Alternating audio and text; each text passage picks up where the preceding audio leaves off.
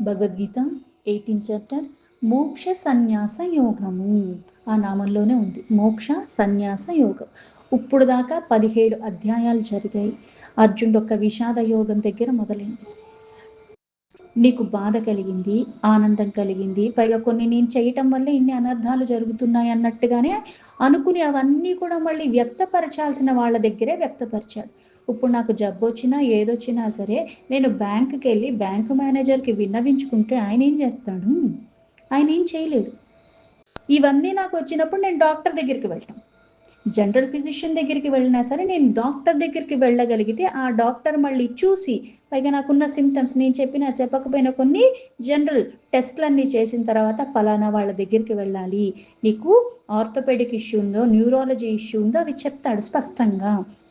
అలాగే ఇక్కడ సర్వానికి మూలమైన వాడిని పట్టుకుని తనకున్న బాధని పైగా ఇవన్నీ చెయ్యటం వల్ల ఇన్ని అనర్థాలు దారితీస్తున్నాయని తన విషాదాన్నంతా కూడా వ్యక్తపరుచుకున్నాడు. ఆ వ్యక్తపరుచుకున్న తర్వాత మళ్ళీ క్రమేణా ఎందుకంటే నువ్వు బాధలో ఉండు, సంతోషంలో ఉండు, ఒక్కసారిగా నాకన్నీ తెలుసు, నాకన్నీ తెలుసని నేను అన్నీ నీకు చెప్పేస్తే కూడా అది స్వీకరించే స్థితిలో ఉంటావా, దానివల్ల నువ్వు ఉద్ధరింపబడతావంటే రెండూ జరగవు. వినాలని అనుకుని వింటావు కానీ దాని అంతర్ధానం అన్నది ఏంటి అన్నది గ్రహించలేని స్థితిలో ఉంటావు. క్రమేణా క్రమేణా క్రమేణా మెల్లమెల్లగా అప్పుడే నడక మొదలు పెడుతూ తడబడుతూ ఒకేసారిగా రన్నింగ్ రేస్లోకి నేను ఎలా అయితే వెళ్ళటానికి నాకు అర్హత లేదు, ఆ అర్హతని పాత్రతని తెచ్చుకోవాలి. ఇది క్రమేణా ఎలా అయితే శిక్షణ పొంది పొంది పొంది ఎలా అయితే నేను పరీక్షలు రాయటానికి సిద్ధపడుతున్నాను అలాగా. అందుకే ఇక్కడ ఇవన్నీ అధ్యాయాలు చెప్పిన తర్వాత అర్జున విషాద యోగం నుంచి మొదలయ్యి సాంఖ్యయోగము, తర్వాత మళ్ళీ ఈ సాంఖ్యయోగం తర్వాత కర్మయోగము, అంటే కర్మల ద్వారానే అన్నిటికీ బంధం ఉంది. దాని తర్వాత మళ్ళీ జ్ఞాన కర్మ సన్యాస యోగము అని చెప్పి మళ్ళీ కర్మ సన్యాస యోగము, మళ్ళీ జ్ఞాన విజ్ఞాన యోగము, అక్షర బ్రహ్మయోగము, విభూతి యోగము, దాని తర్వాత విశ్వరూప దర్శన యోగము, ఇవన్నీ చెప్పి క్షేత్రజ్ఞ విభాగ యోగము, గుణత్రయ విభాగ యోగము, అలాగే దైవాసుర సంపత్ విభాగ యోగము. అంటే నిన్ను నువ్వు గమనించుకుని ఉన్నదేంటి, దీని లోపల ఎవరున్నారు, బయటకి లోపలికి ఉన్న ఆ భేదం ఏంటి, శరీరాలు ధరించిన వాళ్ళు ఎవరు, ఇవన్నీ ధరించిన వాడు ఎవడు, ఈ గుణాలు ఎక్కడి నుంచి వస్తున్నాయి, ఆ గుణాలకి కారణాలేంటి, అలాగే పురుషోత్తమ యోగము, తర్వాత మళ్ళీ దైవాసుర సంపత్ విభాగ యోగము, అంటే ఏ సంపదలు నీలో ఉన్నాయి, దీనికి కారణమైనది గుణము, ఆ గుణ కారణంగా మళ్ళీ ఏమొస్తుంది, ఇవన్నీ తెలుసుకున్న తర్వాత మళ్ళీ ఏం చెయ్యాలి, శ్రద్ధాత్రయ విభాగ యోగం. అంటే ఒక గుణ కారణంగా ఒక స్వభావ కారణంగా కొన్ని క్రియలు చేస్తున్నావు, ఇవి మారాలి అంటే మళ్ళీ దీనికంతా మూలమైనది ఆహారం, అది కూడా మారాలి.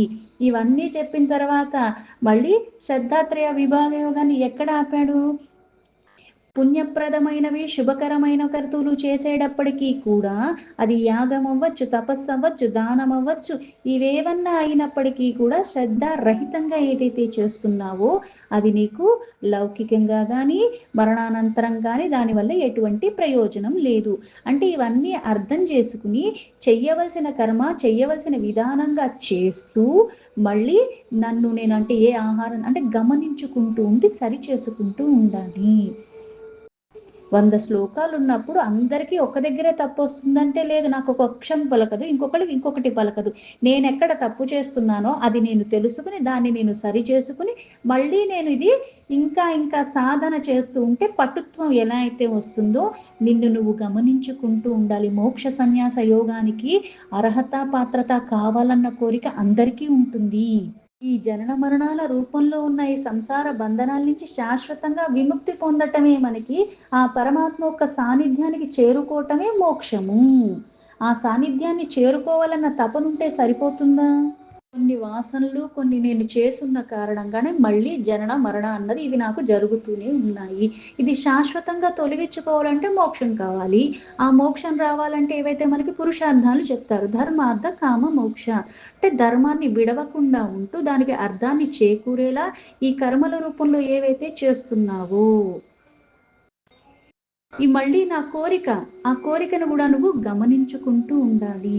సకామ నుంచి నిష్కామకి వెళ్ళాలి. క్రమేణా క్రమేణా నీ గుణాన్ని గమనించుకుంటూ, గుణాల్ని మార్చుకుంటూ, నీ స్వభావానికి కారణమైన ఆహారాన్ని మార్చుకుంటూ, క్రమంగా క్రమంగా ఏదైతే చేసుకుంటూ వెళ్ళి, కర్మలు చేస్తున్నవాడు, చేపిస్తున్నవాడు సర్వము పరమాత్మ ఈ నా శరీరంలో చైతన్య రూపంలో ఉండి నాతో చేపిస్తున్నాడు.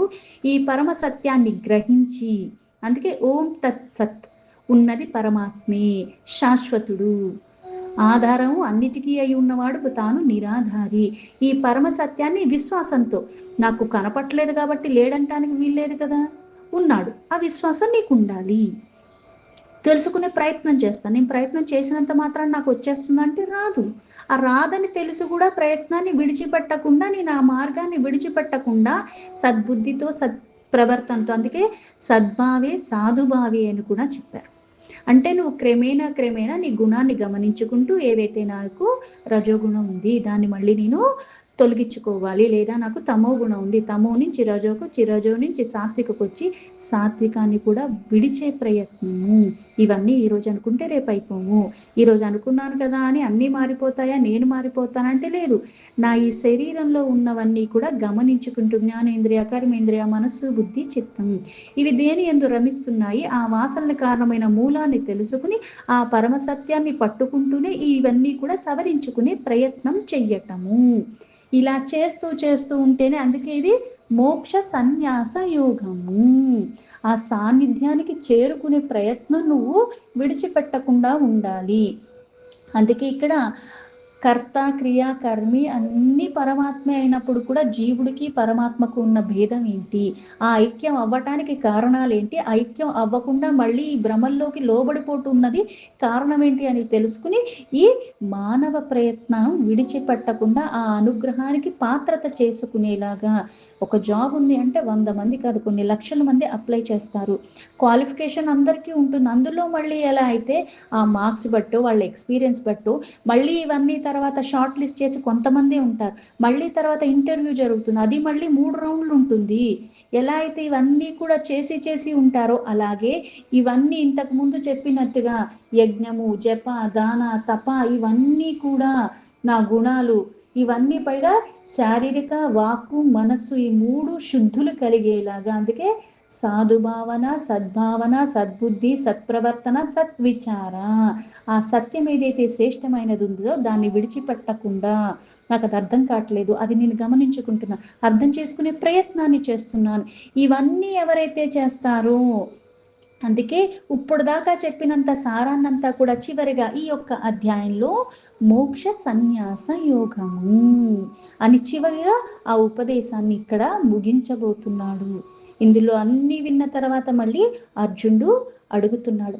అర్జున ఉవాచ సన్యాసస్య మహాబాహో తత్వమిచ్చామి వేదితుం త్యాగస్య చ హృషీకేశ పృథక్ కేసి నిషూధన.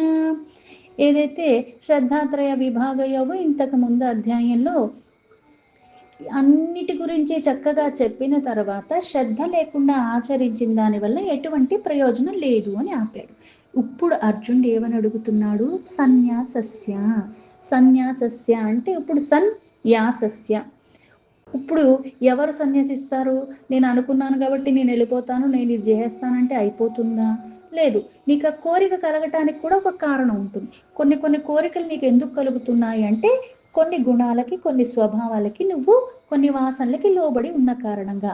అలాగే కొన్ని వాసనలు నేను ఎప్పుడైతే వదిలించుకుంటూ ఉంటానో, మళ్ళీ సద్భావన కలుగుతుంది, సద్బుద్ధి కారణంగా నా ప్రవర్తన, నా విచారాలు ఇవన్నీ ఎలా అయితే మారుతున్నాయో, ఇక్కడ కూడా ఏమని అడుగుతున్నాడు అంటే, శ్రద్ధ లేకుండా చేస్తే అని ఆపాడు. ఆ శ్రద్ధ నీకు లోపం లేకుండా ఉండాలంటే ఏంటి అన్నది అడుగుతాం కదా. ఇది తింటే మంచిది అంటే ఎంత తినాలి, ఎప్పుడు తినాలి, ఎలా తినాలని ఎలా అయితే కనుక్కుంటామో అలాగే అడుగుతున్నాడు. సన్యాసస్య అంటే కర్మలు త్యాజించటము. కర్మల ద్వారా బంధనాలు పెరుగుతున్నాయి, కర్మల ద్వారానే బంధనాలు తొలగిపోతున్నాయి. అయితే కర్మలు చేస్తూ కూడా ఏ కర్మలు చెయ్యాలి, ఏ కర్మలు చెయ్యకూడదు అన్నది అవగాహనతో, ఎలా పడితే అలా నచ్చిందంటూ చేసుకుంటూ వెళ్ళిపోతే మళ్ళీ భవబంధనాలు అగాధంలోనే పడిపోతూ ఉంటాము. అందుకని ఏమడిగాడు? సన్యాసస్య అంటే కర్మలు త్యాజించటము. కర్మలు త్యాజించటం అంటే కర్మలు చేయకుండా మానేయటం అని కాదు, చెయ్యకుండా ఉండకూడదు. కానీ చేసేది నేనన్న భావన విడిచిపెట్టటము. పైగా ఏ కర్మలు చెయ్యాలి, ఏ కర్మలు చెయ్యకూడదన్నది కూడా చాలా స్పష్టంగా అవగాహనతో ఉండాలి. అందుకే ఈ కర్మలు త్యాజించటంలో మహాబాహు. బాహువులంటే చేతులు. అయితే ఇక్కడ మహాబాహు అంటే అర్థం ఏంటంటే మనం మామూలు వాళ్ళం కదా, ఆయన పరమాత్మ కదా, అందుకని ఆయనకి చాలా పెద్ద చేతులు ఉన్నాయన్న అర్థం తీసుకోవటం కాదు. సర్వాన్ని ధరిస్తూ ఉన్నవాడు. ఏదైనా సరే నువ్వు కర్మలు చేయడానికి మూలం ఏంటంటే నీ కాళ్ళు చేతులు, ఈ శరీరం కదలటానికి మూలం. అయితే కొన్ని నువ్వు పట్టుకుని ఉంటున్నావు అంటే శారీరకంగా పట్టుకుంటున్నావు, మానసికంగా పట్టుకుంటున్నావు, అన్ని రకాలుగా పట్టుకుని ఇంకా బంధనాల్లోకి వెళ్ళిపోతున్నావు. అయితే ఈ కర్మలు త్యాజించేటప్పుడు ఓ మహాబాహు అంటే సర్వాన్ని ధరించి ఉన్నవాడివి. నీ దరికి చేరాలంటే నేను దేన్ని విడిచిపెట్టాలి, ఎలా విడిచిపెట్టాలి అని. అందుకే తత్వం ఇచ్చామి, ఆ పరమ సత్యాన్ని తెలుసుకోవాలని కోరుకుంటున్నాను. పైగా నేను కోరుకుంటున్నాను, పైగా ఎవరు చెప్పాలి? నువ్వే చెప్పాలి. అందుకే వేదితుం, ఆ తెలుసుకోవాలన్న కోరిక నాలో కలిగింది, తెలిపేవాడివి నువ్వే నాకది తెలియజెయ్యి. నాకు తెలుసుకోవాలన్న కోరిక కలిగింది. ఇప్పుడు ఎన్ని విద్యలు వచ్చినప్పటికీ కూడా అర్హత పాత్రత బట్టే ఇస్తారు. ఆ పరిపక్వత ఎలా అయితే కొన్ని కొన్ని ఎక్సర్సైజెస్ ఉంటాయి, నువ్వు ఇవన్నీ ఆర్డర్లు చేసుకుంటూ వెళ్ళిన తర్వాత ఆ చివరిది వాళ్ళు చెప్తారు. ఇవి చెయ్యకుండా వెళ్తే చెప్పరు. ఆ స్థితికి నువ్వు రావాలి, ఆ పరిపక్వత నీకు రావాలి. ఇప్పుడు వచ్చింది, అందుకుని ఎలా ఇవి తొలగిపోతాయో తెలుసుకోవాలన్న కోరికతో అడుగుతున్నాను, నాకు తెలియజెయ్యి అని. త్యాగస్య చ హృషికేశ. త్యాగస్య అంటే ఇవి విడిచిపెట్టటము. సన్యాసస్య త్యాగస్య అంటే ఇప్పుడు అన్నీ విడిచిపెట్టిన వాళ్ళే సన్యాసం తీసుకుంటారు. మనకి సన్యాసం అంటే సాధారణంగా ఏంటి ఉంటే వాళ్ళ వస్త్రాలు వేరు, మన వస్త్రాలు వేరు, వాళ్ళ ఆహారం వేరు, మన ఆహారం వేరు, వాళ్ళు ఉండేది వేరు, మనం ఉండేది వేరు. సన్యాస అంటే అర్థం ఏమిటి అంటే నువ్వు ఏ ఆశ్రమంలో ఉన్నావో అలాగే ఏ బంధాలు బాధ్యతలు నీకున్నాయో అన్నీ విడిచిపెట్టి వెళ్ళిపోయి నేను సన్యాసిని, నేను వస్త్రం మార్చేసుకున్నాను కాబట్టి నేను సన్యాసిని అంటే కాదు. ఇక్కడ ఉండి కూడా సన్యాసిలాగా ఉండాలి. అప్పుడు నీకు ఆ సాన్నిధ్యం విడిచిపెట్టకుండా ఉంటావు. వస్త్రాలు మార్చి, ప్రదేశం మార్చి, ఎక్కడికో వెళ్ళిపోయి మళ్ళీ నా మదంతా ఇక్కడే ఉండి శారీరకంగా దూరంగా ఉన్నాను గాని మనసంతా ఈటి మీదే రమిస్తూ ఉన్న కారణంగా నేను సన్యాసిని కాను.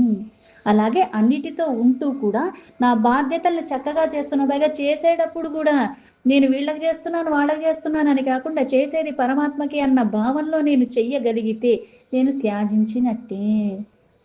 మనిషి ఇక్కడే ఉన్నాను, మనసు ఇక్కడే ఉంది, కానీ నేను చేసేది చూసేది అన్నీ కూడా ఈ యొక్క రూపానికి కాదు, ఆని లోపల ఉన్న అంతర్యామి అయిన ఆ పరమేశ్వరుడికి అన్న విశ్వాసం నాలో ఉంటే అది వెంటనే రాదు, వచ్చినా నిలబడదు. దానికి మళ్ళీ చంచలత్వానికి లోబడకుండా జ్ఞానేంద్రియ కర్మేంద్రియ అనుక్షణం మాయామోహాలతో కూడుకున్న సృష్టిలోనే ఉన్నావు. తర్జన భర్జన అన్నది వస్తూనే ఉంటుంది. అయినప్పటికీ కూడా మళ్ళీ నేను అవన్నీ వచ్చినా సరే మళ్ళీ పట్టుకున్నది విడిచిపెట్టకుండా మళ్ళీ నేను ఆ ప్రయాసని విడిచిపెట్టకుండా ఉండటం. అందుకే ఇక్కడ త్యాగస్య చ హృషికేశ. హృషికేశ అంటే అంతర్యామి, అంతటా ఉన్నది నువ్వు, ఇది నువ్వే నాకు చెప్పగలవు అంటే నేను నిన్నే ఆశ్రయించి ఉన్నానన్న భావనలో అడిగాడు. పృథక్ కేసి నిషూధన అంటే ఆ భేదాలు, సన్యసించటం అంటే ఏంటి, త్యాగం అంటే ఏంటి, ఇవన్నీ కూడా ఆ భేదాలు చెప్పమని. కేశి నిషూధన అంటే ఓ కృష్ణ అంటే కేసి అన్న రాక్షసుణ్ణి సంహరించాడు.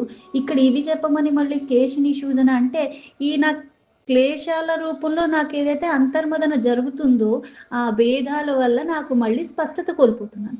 అందుకుని అవన్నీ తొలగించి నాకు చెప్పు అని అర్థం. శ్లోకానికి యథాతథా మీనింగ్ తీసుకుంటే అర్జున ఉవాచ సన్యాసస్య మహాబాహో తత్వమిచ్చామి వేదితుం త్యాగస్య చ హృషీకేశ పృథక్ కేసి నిషూధన. అర్జునుడు ఇలా అడుగుతున్నాడు, ఓ మహాబాహు కృష్ణ, అంతర్యామిగా అంతా ఉన్నది నీవే, త్యాగించవలసినది, అలాగే సన్యసించవలసినది. ఆ స్వభావాలు వివరించి నాకు చెప్పు, ఆ భేదం ఏంటో తెలుసుకోవాలని నేను నిన్నే అడుగుతున్నాను, నిన్నే ఆశ్రయించి ఉన్నాను అని. తెలుసుకోవాలి బోల్డ్ అనిపిస్తాయి. కాకపోతే ఆ సమయానికి, సందర్భానికి అంటారు సమయస్ఫూర్తి. సమయస్ఫూర్తితో ఎప్పుడైతే నువ్వు ఉంటావో, పైగా ఎవరిని అడగాలో వాళ్ళని అడగటము. ఇక్కడ హృషికేశ అని మళ్ళీ సంబోధించి అడగటంలో విశేషం ఏమిటి అంటే, ఇంద్రియాలకి అధిపతి అయినవాడు. అంటే దేనివల్ల నీలో చంచలత్వం కలుగుతుందో ఆ కారణం నీకు తెలిసి, ఆ కారణాన్ని నేను తెలుసుకుని మళ్ళీ దాన్ని నేను సవరించుకునే ప్రయత్నం. అందుకే ఆశ్రయించవలసిన వాళ్ళని ఆశ్రయించటము. కేసీఆర్‌న రాక్షసుడిని వధించినవాడు. ఆ వధించటమే కాకుండా ఇప్పుడు నాకేదైతే ఇంద్రియాలకి అధిపతి అయిన నువ్వు, అంటే ఈ సన్యాసము, త్యాగము ఎక్కడి నుంచొస్తాయి? ఇంద్రియాల చంచలత్వానికి లోబడి ఉంటే అది కష్టము, అసాధ్యమవుతుంది. అందుకే నీవే చెప్పు. ఆ తత్వాన్ని తెలుసుకోవాలన్న కోరిక కలిగినంత మాత్రాన నాకు మళ్ళీ నియంత్రణ వచ్చేస్తుందా? లేదు. అందుకే మాయామోహాలతో కూడుకున్న ఈ జగత్తంతా కూడా ఆయన ఆధీనంలో ఉన్నదే మాయ. ఆయన్నే నువ్వు పట్టుకుంటే అప్పుడు నీకుది ఆ సులభతరంగా అవుతుంది. అందుకే ఏ విషయాలు యందు రమించాలి, ఏ విషయాలన్నీ విడిచిపెట్టాలన్న స్పృహ కూడా నీకుంటుంది. అన్నీ నాకొచ్చు, అన్నీ నాకు తెలుసు గానీ నిజంగా ఒకానొక సందర్భం ఒక్కసారిగా వస్తుంది. హఠాత్తుగా వస్తుంది. బెంబేలెత్తిపోతాం అందరం కూడా. స్థిరత్వం ఎందుకు రాదు? అలా ఎందుకు వెళ్ళిపోగలుగుతున్నావు? ఇన్విటేషన్ ఇచ్చినట్టుగా ఒక సమస్య రాదు కదా! ఇవన్నీ ఎందుకు జరుగుతున్నాయి అంటే, మళ్ళీ ఎక్కడో ఒకక్కడ ఈ అలజడి అన్నది పోయింది అని అనుకున్నావు గానీ, అది నీకు నిజంగా పోలేదు. అందుకే ఆ బెంబేలెత్తిపోవటం జరుగుతుంది. ఆ తత్వాన్ని తెలుసుకోవటము, దాన్ని గ్రహించటము. అందుకే విన్నదాన్ని ఏం చెయ్యాలి? స్మరణ చెయ్యాలి, మనన చెయ్యాలి. ఇది చెయ్యగా దాన్ని విడిచిపెట్టకుండా ఉంటేనే అది నీకు ఎప్పుడూ ఎరుకలో ఉన్న కారణంగా శుద్ధి కలిగి ఉన్నంత వరకే. ఆ శుద్ధి మళ్ళీ నువ్వు ఎప్పుడైతే కాస్త విరామం ఇచ్చినట్టుగా ఉంటే మళ్ళీ ఏమవుతుంది? వ్యామోహాలకి లోబడిపోతూ ఉంటాయి. ఎన్నో విషయాలు చెప్పాడు. ఇప్పుడు దాని సారాంశమైనది ఏంటి అంటే సన్యసించటము, త్యాగించటము. అందుకే దాని అర్థాలు మాత్రం అడిగాడు. యుద్ధం మానేయాలన్న కోరిక బలంగా ఉంది. యుద్ధం చేస్తే అనర్థాలకి దారి తీస్తుంది అన్నది కూడా తనకి తెలుస్తుంది. ఆ మానేసి తిరిగి వెనక్కి పోవాలన్నదే మంచిదేమో అని కూడా తనకనిపిస్తూ ఉన్నది. నాకు సవాలక్ష అనిపిస్తూ ఉంటాయి. ఎందుకంటే నాకంత అవగాహన లేదు. పైగా అంత స్పష్టత లేని కారణంగా. అందుకే గురువుని ఆశ్రయించి ఉన్నవాళ్ళు ఏం చేస్తారు? గురువు చెప్పింది చేస్తారు. గురుముఖతః గురు సాన్నిధ్యము. ఇవన్నీ ఎందుకు చెప్తారు అంటే, పట్టుకోవాల్సిన గురువుని నువ్వు చేరగలిగితే చాలు, నీ జన్మ సార్థకం అయిపోతుంది. ఎందుకంటే, ఆ నిర్దేశకత పైగా నువ్వు ఎంత గ్రహిస్తున్నావో నీ అలజడిని తెలుసుకొని దాన్ని తగ్గట్టుగా నీకది అందజేస్తూ ఉంటారు. అందుకే యుద్ధం మానేసి వెళ్ళిపోతేనే అన్ని అనర్థాలకి దారి తీసిన యుద్ధం వల్ల మళ్ళీ అనర్థాలే వస్తున్నాయి కాబట్టి ఇది మానేసి వెనక్కి వెళ్ళిపోవాలనే అనుకున్నాడు. ఇంత స్పష్టత ఇచ్చాక కూడా అందుకే ధర్మం ఏంటి? పైగా అందరికీ ఒకటేనా ధర్మం అంటే, నీకు ఉన్నది ధర్మం నాకు కాదని అంటారు. పైగా అందరికీ ఇప్పుడు సామాన్యమైనది ఉంటుంది. పైగా నీకున్నది. ఎందుకు ఈ భేదాలొస్తున్నాయి ధర్మం అయినప్పటికీ అంటే, ఇప్పుడు నువ్వు ఏ వర్ణానికి సంబంధించిన వర్ణం బట్టి ధర్మం ఎందుకయింది అంటే, నువ్వు యోధుడు. యోధుడుగా ఉన్నవాడివి, సైనికుడు తను చేసే వృత్తి, తనకది చెయ్యటానికి అన్ని రకాలుగా శిక్షణ పొంది ఉన్నప్పుడు అది చెయ్యాలి. అంతేగాని ఇప్పుడు నాకు దీని మీద మక్కువ లేదు, లేకపోతే నేనిప్పుడు వేరేది నేను వైద్యం చేస్తాను అని ఎళ్తే అది నీకు రాని పని. అది నీకు చెయ్యాలని ఉన్నప్పటికీ కూడా దానికి నువ్వు సిద్ధపడి అక్కడికెళ్ళి అది నువ్వు చెయ్యొచ్చు, తప్పులేదు. కానీ ఇది చేసి, ఇది నేర్చుకుని నేనిది వదిలేసి మళ్ళీ నేను దానిలో దూరొచ్చా? అవేవి నేర్చుకోకుండా నేను చేసేస్తానంటే ఎలా కుదురుతుంది? అలాగే ఇక్కడ క్షత్రియ ధర్మాన్ని త్యాజించటం అన్నది అనుకుంటున్నాడు. ఆ త్యాజించటం వదిలిపెట్టాలి. ఎందుకు? నీది కానిది ఎలా అయితే పొందాలన్న కోరిక గూడా నీకు మంచిది కాదో, నువ్వు చెయ్యవలసిన పనిని నువ్వు విడిచిపెట్టటం కూడా నీకు కాదు గదా! ఎవరికీ మంచిది కాదు. ఆ మనసులో గాఢంగా కొన్ని విషయాలు పాతుకుపోయి ఉన్నాయి. ఈ మనసులో కొన్ని పాతుకుపోవటానికి కూడా ఎలా అయితే కారణం, కొన్ని జన్మల నుంచి కొన్ని చేసి ఉన్న కారణంగా. అందుకే ఆ భేదం తెలుసుకుని, మళ్ళీ అందుకు దాని గురించి స్పష్టంగా అడుగుతున్నాడు. దేన్ని సన్యసించాలి? దేన్ని త్యాజించాలి? ఆ ఆంతర్యం గ్రహించి బోధించవలసిన వాడు చాలా స్పష్టంగా చెప్తాడన్న విశ్వాసం ఉంది కాబట్టి ఆ మాటని అడిగాడు. అందుకే ఇక్కడ మళ్ళీ గీతనే మళ్ళీ ఎలా అయితే రెండో అధ్యాయంలో ఇవన్నీ కూడా చెప్పబడే ఉన్నాయి. ఆ శ్లోకాల్లో చెప్పబడి ఉన్నా కూడా మళ్ళీ ఆంతర్యామిగా ఉన్నవాడివి నువ్వంటే సర్వశక్తిమంతుడివి, అందరికీ సమస్తానికి మూలమైన వాడివి, దోషాలను తొలగించగలిగిన వాడివి. అందుకే ఆ తెలుసుకోవాలన్న కోరిక కలిగి నేను నిన్నే ఆశ్రయించి ఉన్నాను, నిన్నే వేడుకుంటున్నాను, నువ్వే నాకది చెప్పు. ఈ శరీరంలో ఎలా అయితే అవయవాలు ఉన్నాయి, జ్ఞానేంద్రియ, కర్మేంద్రియ, మనసు, బుద్ధి, చిత్త ఇవన్నీ ఉన్నాయి. ఈ శరీరం కదులుతుంటే అర్థం ఏమిటి అంటే, ఇప్పుడు నేను ఇష్టపూర్వకంగా ఇవన్నీ కదులుతున్నాయా, నేను ఉత్తి శరీరంగా కదులుతున్నా అంటే ఏది కదిలినా ఈ సమూహం అంతా కూడా వెళుతుంది. అందుకే ఇప్పుడు సన్యాసం అంటే జ్ఞానయోగము. ఆ జ్ఞానం ఎప్పుడు వస్తుందో అజ్ఞానం తొలగిపోతే వస్తుంది. అన్నీ చేసేవి కర్మలైనప్పటికీ కూడా ఎలా అయితే కొన్ని కొన్ని సాన్నిధ్య కారణంగా కొన్ని మనకి ఎలా అయితే లోపాలు సరి అయిపోతూ ఉంటాయి. నువ్వు పెద్దగా కష్టపడకుండానే. అలాగే నీలో స్వల్పంగానే లోపాలున్నాయి. మళ్ళీ కొన్ని వాటి సాన్నిధ్యం కారణంగా ఇవి మళ్ళీ తీవ్రత స్థాయికి చేరుకుంటూ ఉంటాయి. సాంఖ్యయోగంలో అన్నీ కూడా చెప్పాడు. సాధన ఏం చెయ్యాలి? ఏది త్యాజించాలి? ఫలాశక్తి త్యాజించటము. అసలు ఫలితాలన్నవి ఆశించకుండా కర్మలు చేయాలి. ఇవన్నీ ముందు చెప్పాడు. అయితే ఇప్పుడు నిజంగా ఏది ఆశించకుండా అంతలాగా మనం నాకు ఎలా చేసుకుంటున్నానో నీకు కూడా అలాగే నేను చెయ్యగలగటం అన్నది వస్తుందా? అంటే ఇవి మళ్ళీ కర్మయోగ సాధనలు. ఈ కర్మయోగ సాధనలు అంటే అన్ని సమస్తాన్ని సమగ్రంగా తెలుసుకోవాలని కోరుతున్నాడు. సాధన అయినప్పుడు కూడా త్యాజించవలసింది త్యాజించటము. ఏది త్యాజించాలి? ఎందుకు త్యాజించాలి? ఆ అర్థం దయతో చెప్పమని అడిగాడు. ఎందుకు దయతో చెప్పమని అడుగుతున్నాడు అంటే, ఇప్పుడు దాకా అన్నీ బోధించాడు. బోధించిన దానిలో అయినప్పటికీ కూడా ఆ విషాదాన్ని జయించాలి. ఈ ఇంద్రియాల యొక్క నిగ్రహం అన్నది రావాలి. ఆ తత్వం అన్నది నీకు పరమ సత్యం. ఓం తత్సత్ అంటే పరమాత్మ అయినప్పటికీ కూడా సర్వంతర్యామిగా, సర్వవ్యాపిగా అన్నిటా అంతటా ప్రతి రూపానికి లోపల ఉన్నది పరమాత్మే. నామానికి, రూపానికి అతీతంగా ఉన్నవాడైనప్పటికీ కూడా నామరూపాల్లో భేదాలు కనపడుతున్నాయి. ఆ అవతారాల్లోనే మళ్ళీ భేదాలు తీసుకుంటూ మళ్ళీ మనం కూడా వికారాన్ని పెంచుకుంటున్నాం గానీ, ఆ పరమ సత్యాన్ని మళ్ళీ గ్రహించలేకుండా అయిపోతూ ఉన్నాము. అందుకే ఏదైతే సాత్విక భావన. సాధన ఉపయోగపడటానికి మూలమైంది ఏంటి అంటే సాత్విక భావన, సాత్వికమైన కర్మలు. ఈ కర్మలు చేసుకుంటూ రాజసని, తామసాన్ని కూడా నేను తొలగించుకునే ప్రయత్నం చెయ్యటము. ఆ చెయ్యగా అప్పుడు మళ్ళీ స్థిరత్వం వస్తుందా? మళ్ళీ నేను స్వధర్మాన్ని పాటిస్తూ ఉండి ఇలా మళ్ళీ నాకు ఉపయోగపడుతుందా అంటే అది ఎప్పటి వరకు విధానం తెలియటం ఒకటి. విధానం తెలిసిన తర్వాత దాన్ని నాకన్నీ తెలుసు గానీ నేను అది ఆచరణలో పెట్టనప్పుడు దానివల్ల మళ్ళీ నాకేమన్నా ఉపయోగం ఉంటుందంటే 2 ఉండవు. తెలిసింది గుర్తుంచుకోవాలి.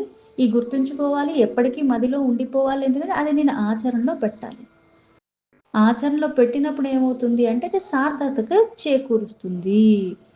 పైగా నిమిత్త మాత్రుణ్ణి నేను అన్న భావనలో అడిగాడు. ఎందుకు? సర్వానికి మూలమైన వాడు ఎదురుంగానే ఉన్నాడు. నా కర్తవ్యం బోధపడుతుంది. చెయ్యాలని తెలుస్తుంది. ఇది కాదు, అది కాదని చెప్పావు. అది అర్థమవుతుంది. అయితే అన్నీ అర్థమైనప్పటికీ కూడా కొన్ని కొన్ని కర్మలు మనం కొన్ని జన్మల నుంచి చేసి ఉన్న కారణంగా స్పష్టత వస్తుంది. ఏది చేసినా, ఏది చెయ్యకపోయినా కాలానుగుణంగా మరణాన్ని ఎవ్వరూ కూడా దాన్ని పొందకుండా ఉండలేరు. అది పొందుతాము. అయితే పైగా ఇప్పుడు ఎవరు ఏది పొందుతున్నా సరే నా అజ్ఞానాన్ని నేను విడిచిపెట్టకుండా, నా ఈ మమకారాన్ని నేను విడిచిపెట్టకుండా ఉంటే మళ్ళీ ఏమవుతుంది అంటే మళ్ళీ ఆ బంధనాలు పెంచుకుంటూనే ఉన్నాను. తెంచుకోవాలని తెలుస్తుంది. ఇవన్నీ మళ్ళీ నాకు అధోగతి పాలు చేస్తాయని అన్నీ తెలుస్తున్నాయి. మరణాన్ని కూడా నేను తప్పించుకోలేను. కాకపోతే ఇప్పుడు నేను చేసే క్రతు. అందుకే దేన్ని సన్యసించాలి? దేన్ని త్యాజించాలి? నేను నిమిత్త మాత్రుడిని, సర్వానికి మూలమైన వాడివి నువ్వు. అందుకే నువ్వే నాకు చెప్పు. అంటే ఇక్కడ నువ్వు నాకు చెప్పని ఎప్పుడు త్రికరణ శుద్ధిగా నువ్వు చెప్పిందే నేను చెయ్యటానికి సిద్ధపడి ఉన్నాను. ఆ అనన్యమైన సమర్పణ భావన రావాలి. అది ఎప్పుడొస్తుంది?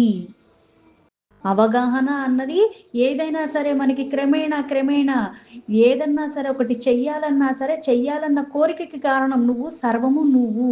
నువ్వు కానిది, నువ్వు లేనిది ఏదీ లేదు అన్నది నీకంత అంకితమైన భావనన్నది ఆ పరమాత్మ యందు స్థిరంగా ఉంటే కానీ అది రాదు. అందుకే ఇది మళ్ళీ ఇప్పుడు ఎలా అయితే అన్నిటికీ మూలం నేనే అని చెప్తున్నాడు. ఒక భావన నీలో అందుకే సాత్విక భావన ఎక్కువగా ఉండటానికి మూలం నేనే. ఇప్పుడు ఆ సాత్విక భావన చాలా పూర్ణంగా ఉన్నది కాబట్టి, ఆ అనన్యమైన ప్రేమతో, అనురాగంతో తన కర్తవ్యాన్ని విస్మరించకుండా, తన కర్తవ్యాన్ని తను చెప్పినట్టుగా చెయ్యటానికి సిద్ధపడి అడిగాడు. అలా అడగటము అందుకే సాత్విక గుణము.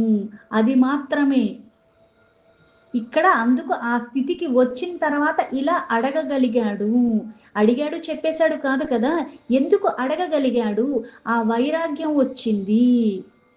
ఆ వైరాగ్యం వచ్చిన కారణంగా అందుకే అన్నీ చెప్పినప్పటికి కూడా అది సరిగ్గా వినే ఉన్నాడు. అన్నీ విని ఉన్నాడు. ఇప్పుడు యోగము అంటే ఏదన్నా సరే 21 రోజులు చేస్తే ఒక స్థితికి చేరుకుంటావు. ఆ అలవాటు పడిపోతావు. దాన్ని మళ్ళీ క్రమేణా విడిచిపెట్టకుండా నువ్వు కొన్ని నెలలు, కొన్ని సంవత్సరాలు చేసుకుంటూ ఉంటే ఒక స్థితికి చేరుకుంటావు. అందుకే ఇక్కడ చేసేది, చూసేది అన్నీ మంచివే అయినప్పటికి కూడా అనుభవంలోకి ఎప్పుడొస్తుంది? ఆచరణలోకి ఉన్నప్పుడు. దీనికది, దానికిదని ఉదాహరణలు బోలెడు చెప్పుకుంటూ ఉంటాము. అన్నీ విని ఉన్నప్పటికీ కూడా నేను ఎప్పుడైతే ఒకటి ఆచరించడానికి సిద్ధపడేటప్పుడు కూడా నన్ను నేను సిద్ధపరచుకోవటం. స్విమ్మింగ్‌కెళ్ళేటప్పుడు ఆ వస్త్రాలు ధరించి ఉంటా. ఆ ప్రదేశానికెళ్తాం. నేను నా ఇంట్లో కూర్చొని డ్రెస్ ఏసేసుకున్నాను స్విమ్మింగ్ డ్రెస్. నేనిక్కడ స్విమ్మింగ్ చేసేస్తానంటే అది వీలవుతుందా? అంటే ఆ ప్రదేశం తెలిసింది, ఆ వస్త్రం తెలిసింది, ఇవన్నీ తెలిసి అలాగే ఇక్కడ అన్నీ అర్థం చేసుకుని, ఇక్కడ ఆ వైరాగ్య స్థితికి వచ్చాడు. అందుకుని ఆ స్థితికి వచ్చి అది పొందటానికి అంటే ఈ మానవ జీవితం యొక్క లక్ష్యము ఏమిటి? అది మళ్ళీ చెప్పవలసిన వాడు ఎవరు? ఈ పరమేశ్వరుడు. ఆ చెప్పే అంత వాడు నాకు దొరికినప్పుడు నేనెలా ఉంటే నాకది దొరికాడు? ఆ స్థితిలో ఉన్నాడు గాబట్టే ఇవన్నీ లభించాయి కదా! అందుకే అన్నిటి యొక్క సారాంశాన్ని గ్రహించి ఉన్నాడు కాబట్టి, ఇప్పుడు ఆయన్ని ఇది అడగగలుగుతున్నాడు, అడుగుతున్నాడు. ఇవే ఎందుకు అడిగాడంటే, దీనివల్లే పరమశాంతి పూర్ణంగా లభిస్తుంది. అందుకే సర్వోన్నతమైన ఆ అంతర్యామిగా ఉన్న ఆ పరమేశ్వరుడే అన్నిటికీ అధిపతి అయి ఉన్నాడు. అందుకని తననే అడుగుతున్నాడు. దీంతో భగవద్గీత 18 చాప్టర్ మోక్ష సన్యాస యోగంలో ఫస్ట్ శ్లోక సంపూర్ణం.